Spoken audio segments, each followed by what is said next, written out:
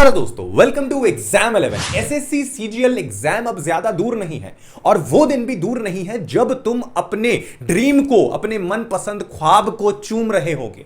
वो दिन भी ज्यादा दूर नहीं है जब तुम्हें लोग जी सर करके पुकारेंगे, जब तुम्हारे माँ बाप रोड पे, सड़क पे छाती चौड़ी करके चलेंगे कि बेटे या बेटी के राज में मौज काट रहे हैं। वो दिन आएगा जब तुम्हारे पूरी फैमिली की किस्मत बदल जाएगी। तुम एकदम भारत के टॉप सरकारी नौकरी हासिल करोगे। सोच के देखो, तुम्हारे नाम के आगे लगेगा income tax inspector, excise inspector. तुम्हारा भौकाल होगा पूरे मोहल्ले में, लोग डरेंगे तुमसे, समझ रहे हो? वो पावर होगा, तुम्हारी इज्जत करेंगे। लेकिन उस पर्टिकुलर जगह तक पहुंचने के लिए आपको आज मेहनत करना पड़ेगा। और आज जब मैं बात करता हूं स्ट्रैटेजी की, आज जब मैं बात करता हूं पढ़ाई कैसे करना है, तो भाई ये जान लो 25 लाख बच्चे इस एग्जाम में ऑन एन एवरेज फॉर्म भरते हैं। और कितने ऐसे बच्चे हैं, लाखों बच्चे जो इस एग्जाम को देते हैं, लेकिन निकलते कितनों का है? मात्र 8,000, 6,000, मैक्सिमम 10,000, 12,000, इससे ज्यादा वैकेंसी तक नहीं आती है। तो सोच के देखो, ये एग्जाम थोड़ा कॉम्प्लिकेटेड तो है, लेकिन कुछ तो ऐसा कर रहे होंगे वो 10,000 या 8,000 लोग जो इस एग्जाम को निकाल रहे हैं। कुछ तो ऐसा कर रहे होंगे। जी हाँ, वो 3 ऐसी चीजें करते हैं। जितने भी लोग इस एग्जाम को निकालते हैं, 3 ऐसी चीजें वो जो फॉलो करते हैं, वो स्ट्रैटेजी आज आपको इस वीडियो में मैं बताने वाला हूं।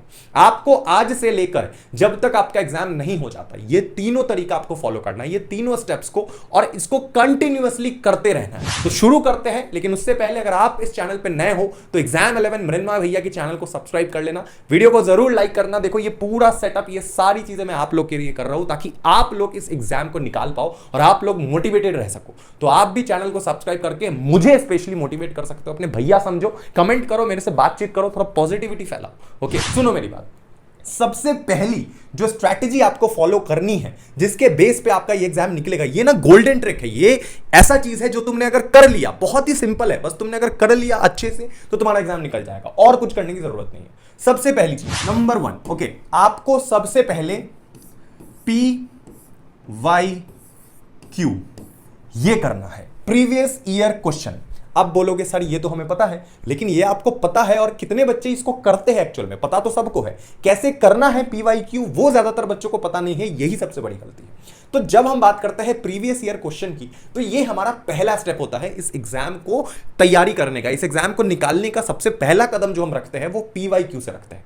ना कि आपको जाकर डायरेक्ट कोचिंग में बैठ जाना है, किताब खोल लेना है एंड पहला चैप्टर से पढ़ाई शुरू कर दी है, इंग्लिश पढ़ना शुरू कर दी है, मैथ्स पढ़ना शुरू कर दी, रीजनिंग कर दी। गलत अप्रोच है, इससे एग्जाम नहीं निकलेगा। सबसे पहले आपको प्रीवियस ईयर क्वेश्चंस को लगाना पड़ेगा। ये मैं इससे पहले भी बोल चुका और अभी भी बोल रहा हूं। आपको क्या करना है कि सबसे पहले प्रीवियस ईयर क्वेश्चन जो भी पास्ट में आ रखे हैं, जैसे आपका 2023 वाला जो आया है, 22 वाला जो आया है, 20 वाला जो आया है, 21 वाला जो आया है, उनको देखिए, उनको लगाइए। भले आपसे स्टार्टिंग में एक भी क्वेश्चन नहीं बनेगा, मैं तुमको गारंटी दे रहा हूं, जो तुम प्रीवियस ईयर क्वेश्चन बनाओगे ना, उसमें भाई तुमको कितना कम स्कोर आएगा, इवन तुमको नेगेटिव में भी स्कोर आ सकता है। लेकिन उससे डिमोटिवेट मत होना, क्योंकि इससे हमारा मेन टारगेट यह है कि जब हम PYQ को लगाएंगे तो जो हमारा क्वेश्चन है, जिस तरीके का जो क्वेश्चन आने वाला है, वो हमें पता लग जाएगा। क्वेश्चन का लेवल क्या है, क्या हमारा क्वेश्चन बहुत ज्यादा टफ आने वाला है या फिर हमारा क्वेश्चन बहुत डाउन आने वाला है, और आप अभी किस लेवल पे हो आपको यह भी पता लग जाएगा। देखो, जब तुम प्रीवियस ईयर क्वेश्चन लगाओगे ना, तो वहां पर बहुत से सेक्शन मिलेंगे, लाइक तुमको जीके भी मिलेगा, करंट अफेयर भी मिलेगा, इवन तुमको इंग्लिश भी मिलेगा, बहुत सी चीजें मिलेगी, क्वांट्स भी मिलेगी, रीजनिंग मिलेगी।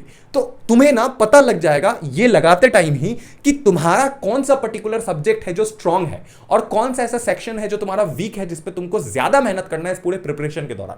तो सबसे पहले स्टेडियम में उतरने से पहले स्टेडियम को जान तो लो कि स्टेडियम का रूल क्या है, कितने क्वेश्चंस आते हैं, स्टेडियम में कितने फील्डर खड़े रह सकते हैं, क्या पावर प्ले होता है, क्या कितने ओवर का मैच होगा। ये सारी रणनीति पहले समझ लो कि आपका जो ये एग्जाम होने वाला है, जो आपका SSC, ठीक है, SSC CGL जो होने वाला है, ये इसका स्तर क्या है, पहले आपको ये जानना पड़ेगा कि ये एग्जाम किस लेवल का होता है। तो आपको सबसे पहले प्रीवियस ईयर क्वेश्चंस को लगाना है। ओके, सेकंड जो सबसे इंपॉर्टेंट चीज है यहां पर जो आपको ध्यान देना है कि आपको स्टार्टिंग से ही, मैं बता रहा हूं, ध्यान से सुनना, ये सबसे बड़ी ब्लंडर बच्चे करते हैं, जिनकी वजह से वो अपने ख्वाब से पीछे छूट जाते हैं, वो लाखों बच्चे पीछे छूट जाते हैं। तो ये सबसे बड़ी गलती है क्या, कि आपको जितने भी बुक्स है, ठीक है, जितने भी तरीके के बुक्स है, जो भी आपको पसंद आ रहा है, जिस भी पब्लिकेशन का, उसको स्टार्टिंग में ही कलेक्ट कर लो। मतलब आपको अपने रिसोर्सेस, अपने स्टडी मटेरियल्स, अपने टीचर्स,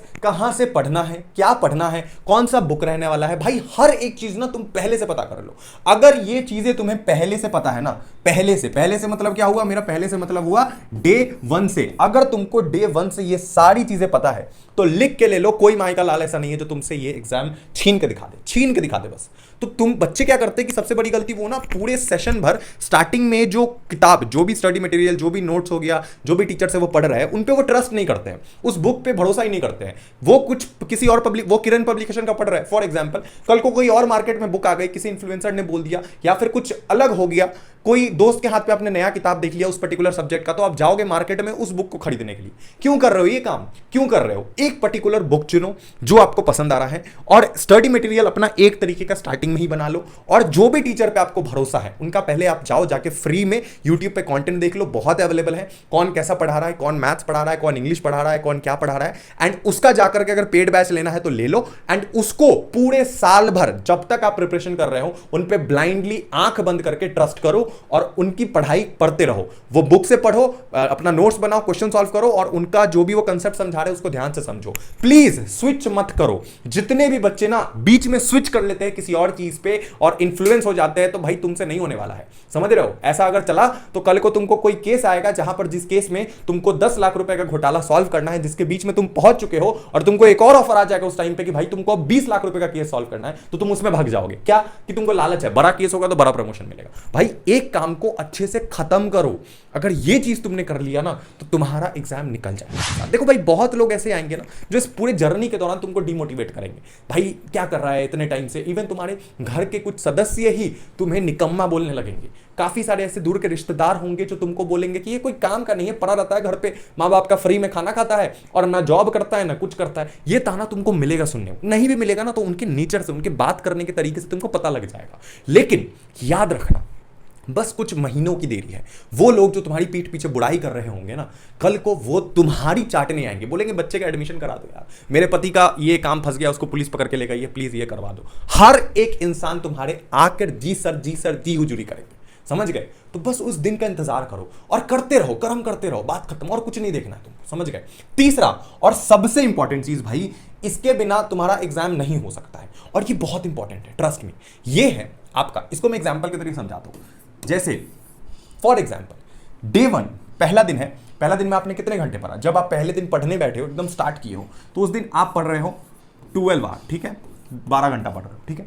अगले दिन आप कितना घंटा पढ़ते हो? अगले दिन आप मान लो आप पढ़ते हो 14 घंटा, ठीक है, बहुत अच्छी बात है। पहला दिन 12 घंटा, दूसरा दिन 14 घंटा, भाई शाबाशी देंगे, तुम्हारे घर वाले खुश हो जाएंगे, भाई तुम भी एकदम जोश में हो, पूरा नया है, सीख जाएंगे ये वो। तुम कंटिन्यू करते हो, उसके बाद भी तुम 16 घंटे पढ़ते हो, मतलब सोते ही नहीं हो, नींद चैन सब बेच दियो, पढ़े जा रहे हो।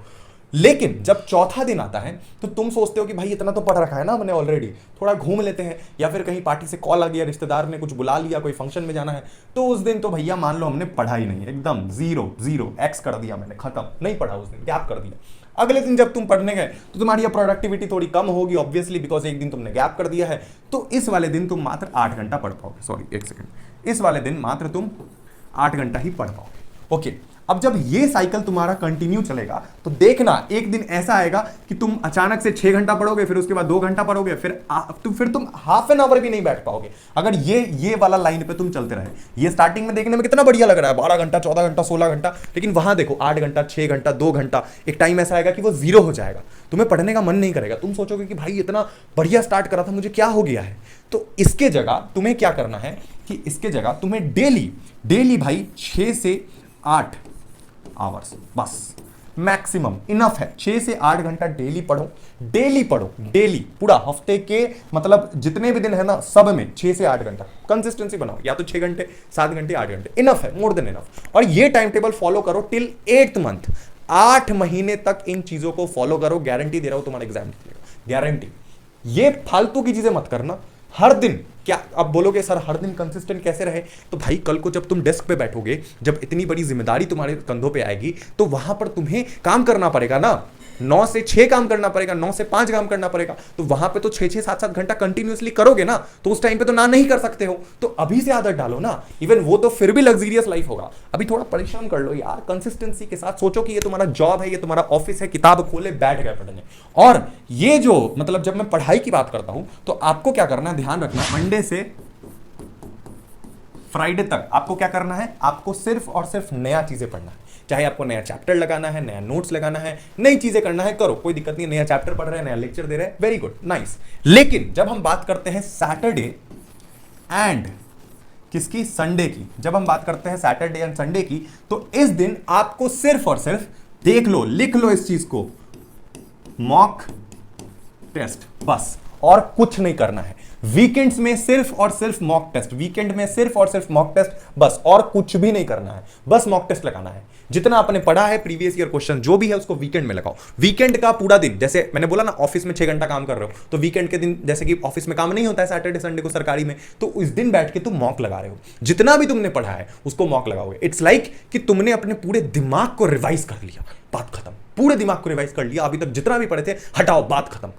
अब फिर मंडे से नया टॉपिक उठाएंगे। तो आपको इस टाइम पे सैटरडे संडे को previous year questions, mock test, sample paper जितना हो सके उतना लगाना है, जितना आपने पढ़ रहा है उसके अकॉर्डिंग, ठीक है। इससे तुम्हारा रिवीजन होते चलेगा, नहीं तो बाद में अगर मॉक टेस्ट करने जाओगे ना तो बहुत लेट हो जाएगा। तो अभी से करते चलो, समझ गए, अभी से। पहला दिन बैठोगे नहीं होगा सॉल्व, बहुत टाइम लगेगा, दूसरा दिन भी नहीं होगा, तीसरा दिन भी नहीं होगा, चौथे हफ्ते, पांचवा, ऐसे कर करके 4-5 हफ्ते बीत जाएंगे। लेकिन जब 6th 7th वीक आएगा उसके वीकेंड में देखना कि तुम समय से पहले खत्म कर रहे होंगे अपने क्वेश्चंस को। और यही वो मतलब आपका स्टार्टिंग फेज है जब आप अपने आप को इतना मोटिवेटेड पाओगे, इतना मोटिवेटेड कि एक्चुअल जब एग्जाम शुरू होगा तो एग्जाम में समय रहने से पहले तुम एग्जाम खत्म कर चुके होंगे और बस रिजल्ट आने की देरी है। कंप्यूटर में रोल नंबर टाइप करना है और उसके बाद बन गए इंस्पेक्टर, बन गए क्या बोलते हैं ईडी में चले गए, या फिर चले गए आप अलग अलग मिनिस्ट्रीज में, सोच लो एम्बेसीज में चले गए, क्या इज्जत रहेगी यार, भौकाल होगा, अलग भौकाल, मजा आ जाएगा। ठीक है, शुक्रिया वीडियो देखने के लिए, थैंक यू सो मच। अगर आपको ये वीडियो पसंद आई है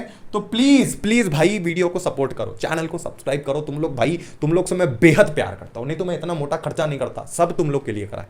आप लोग का एग्जाम निकले, आप लोग मोटिवेटेड रहो, किसी भी नेगेटिव इंसान को दूर करो अपने लाइफ से, जो भी तुमको नेगेटिव फील करा रहा है। गर्लफ्रेंड बॉयफ्रेंड है, थोड़ा बहुत बात करो, घूमने भी जाओ, क्या दिक्कत है, फन करो लाइफ में, मजे करो, एग्जाम निकालो, जिंदगी तुम्हारी है, जियो खुल के। मिलते हैं अगले वीडियो में, love you, tata, bye bye, जय हिंद।